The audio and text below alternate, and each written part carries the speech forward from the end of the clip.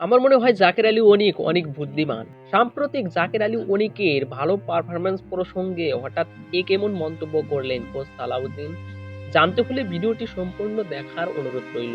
দর্শক, আপনাদের হয়তো মনে আছে যে গত বিপিএল এ দুর্দান্ত ফিনিশিং করেছিলেন জাকের আলী অনিক, কিন্তু তারপরও জাতীয় দলে সুযোগ পাচ্ছিল না। ঠিক সেই মুহূর্তে কোচ সালাউদ্দিন জাকিরকে নিয়ে বলেছিলেন যে জাকেরের হয়তো ভাগ্যটাই খারাপ, জাকের কালা বলে তার ভাগ্যটাও কালা, যে কারণে এত ভালো পারফরমেন্স করার পরেও জাতীয় দলে সুযোগ পায় না। কোচ সালাউদ্দিনের কথার পরিপ্রেক্ষিতে সর্বশেষে জাতীয় দলে ডাক পায় জাকের আলী অনিক, আর জাকের আলী অনিক জাতীয় দলে ডাক পেয়েই অভিষেক ম্যাচে 50 করেছিলেন। তারপর থেকে ধারাবাহিকভাবে ভালোই পারফরমেন্স করে আসছে জাকের আলী অনিক। সাম্প্রতিক ওয়েস্ট ইন্ডিজের বিপক্ষে দুর্দান্ত ফর্মের তুঙ্গে আছে জাকের আলী অনিক। জাকের আলী অনিকের এই ভালো পারফরমেন্স প্রসঙ্গে কোচ সালাউদ্দিনকে প্রশ্ন করা হলে কোচ সালাউদ্দিন বলেন, আমার মনে হয় সে অনেক বুদ্ধিমান, সে সেভাবেই গড়ে উঠেছে।